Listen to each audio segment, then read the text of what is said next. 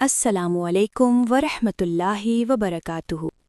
ذرا تصور کریں، ایک ایسا وقت جب زمین پر نہ کوئی انسان تھا، نہ شہر، نہ آوازیں، صرف خاموشی تھی۔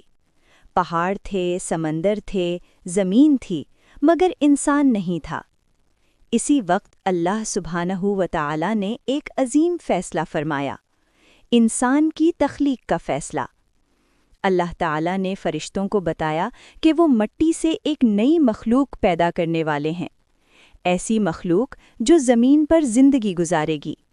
زمین کے مختلف حصوں سے مٹی جمع کی گئی، کہیں سرخ مٹی، کہیں سفید، کہیں سیاہ اور کہیں مختلف رنگوں کی مٹی۔ اسی لیے آج ہم انسان ایک دوسرے سے مختلف ہیں۔ کسی کا رنگ گورا ہے، کسی کا سانولا، کسی کا قد لمبا ہے، کسی کا چھوٹا۔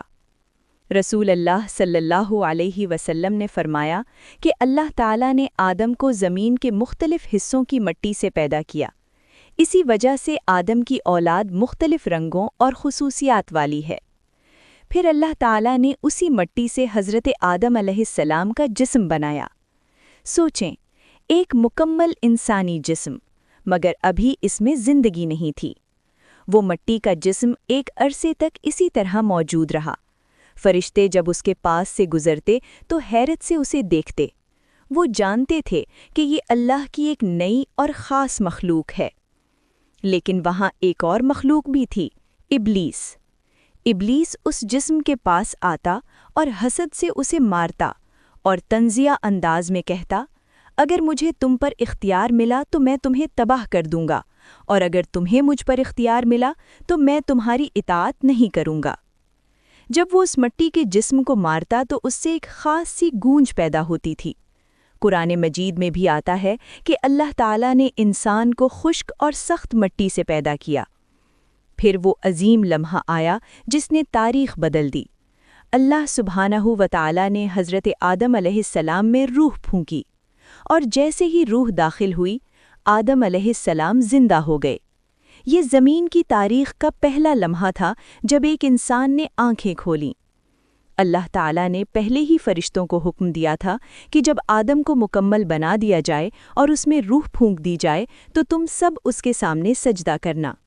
چنانچہ اللہ کے حکم سے تمام فرشتوں نے حضرت آدم علیہ السلام کو سجدہ کیا، لیکن ایک نے انکار کر دیا۔ وہ تھا ابلیس۔ اس نے تکبر سے کہا، میں آگ سے پیدا ہوا ہوں اور آدم مٹی سے بنائے گئے ہیں، اس لیے میں ان سے بہتر ہوں۔ یہی غرور اور تکبر ابلیس کی ہمیشہ کی تباہی کا سبب بن گیا۔ رسول اللہ صلی اللہ علیہ وسلم نے فرمایا کہ اللہ تعالیٰ نے جب آدم علیہ السلام کو پیدا کیا تو ان کا قد بہت بلند تھا، اور وقت کے ساتھ ساتھ انسانوں کے قد میں کمی آتی گئی۔ حضرت آدم علیہ السلام صرف پہلے انسان ہی نہیں بلکہ پہلے نبی بھی تھے، اور انہی سے پوری انسانیت کی ابتدا ہوئی۔ سوچیں، آج دنیا میں جتنے بھی انسان ہیں، سب کی ابتدا ایک ہی انسان سے ہوئی، حضرت آدم علیہ السلام سے۔ تو پھر غرور کیسا، نفرت کیسی؟ اگر ویڈیو پسند آئے تو لائک کریں، اور مزید ایسی کہانیوں کے لیے سبسکرائب کریں۔ اللہ حافظ۔